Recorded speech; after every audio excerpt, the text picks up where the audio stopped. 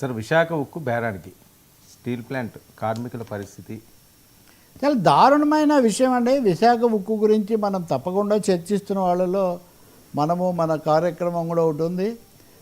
11 కోట్లు తీసుకొచ్చాము, బ్రహ్మాండంగా ఉద్ధరించాము, అది ఇది అన్నారు. కానీ జరిగింది ఏంటి? ఇప్పుడు చాలా లాభదాయకమైన 12 విభాగాలు బేరానికి పెట్టారండి. అంటే మీరు బట్టీలు బేరానికి పెట్టి మార్కెటింగ్ పెట్టి ఇంకేం మిగులుతుంది? అక్కడ డొల్లా ఉంటుంది. దాన్ని కూడా ఎందుకు ఇది మన చేతుల్లో లేదని దాన్ని కూడా అమ్మేస్తూ ఉంటారు. ఉద్యోగులన బీఆర్ఎస్ ఇస్తుంది, జీతాలు ఇవ్వకపోతే కావాల్సిన దాంట్లో కొద్ది భాగమే పెట్టి అది కూడా క్రియాశీలం చేయడం లేదు. ఉక్కు ఫ్యాక్టరీని వదిలిపెట్టి మెట్రల్ దగ్గరికి పోతుండ్రి.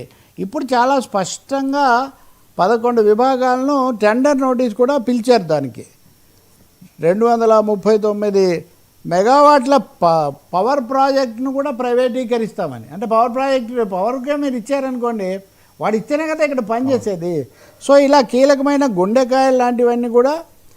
అయితే విశాఖ ఉక్కు అంతా మేము చేయలేదు కదండి, మేము స్టూడియో అంతా ఏం చేయలేదండి, కెమెరాలు చేసామండి, కుర్చీలు చేసామండి, అయితే ఏం మిగిలింది ఇక్కడ? ఇంకా డొల్ల మిగిలింది, డొప్ప మిగిలింది. కాబట్టి పచ్చి మోసం, దగ. విశాఖ ఉక్కును ఉరి తీస్తున్నారు. విశాఖ ఉక్కును బంగాళాఖాతంలో కలిపినంత పని ప్రైవేటు సముద్రంలో వీళ్ళు కలిపేస్తున్నారు. చాలా ఘోరమైన విషయం. మాట్లాడితే తెలుగు జాతి, తెలుగు వీళ్ళ అభివృద్ధి, నా విశాఖ అనే వాళ్ళందరూ ఇప్పుడు ఎందుకు కళ్ళు మూసుకున్నారో, లేదా ఎందుకు నోర్లు విప్పడం లేదో చాలా ఆశ్చర్యం కలుగుతుంది. పైగా ఎవరి మీదనో దాడి. మిట్టల్ కోసం విశాఖపట్నం వెళ్ళిన వాళ్ళు ఉక్కు ఫ్యాక్టరీ కోసం వెళ్ళి మీరు చేయలేరండి. 11 కోట్లు మీరు అప్పు 11,000 కోట్లు, సరే 11,000 కోట్లు తెచ్చి అప్పులాళ్ళకి కట్టించారు. వీళ్ళ కోసం కాదు అవి తెచ్చింది, వర్మ లాంటి ఆసామికి ఇప్పించడానికి. పైగా వీటి జీతాలకు వాడకూడదని షరతు పెట్టారు. ఇప్పుడు లోకేష్ ఉదాహరణకు చాలా కీలక నాయకుడు, కాబోయే నాయకుడు, ఇప్పటికే నాయకుడు.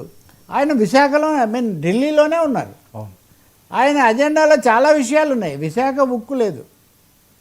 విశాఖ ఉక్కు అంటే 11,000 కోట్ల అప్పుడే నేను మీకు చెప్పాను, కారు అమ్మడం కోసం దానికి పెయింట్ వేసి దాన్ని అదే రీబోరింగ్ చేసినట్టుగా విశాఖ ఉక్కును చేయడానికి 11,000 కోట్లు తప్ప బతికించడానికి కాదు. కార్మికులు మటుకు దీని మీద చాలా తీవ్రంగా ఉన్నారు. కార్మికులే కాదు, విశాఖ అనేది మరొకసారి మరో విశాఖ ఉద్యమం వచ్చినా కానీ మనమే ఆశ్చర్యపోవడం అవసరం లేదు.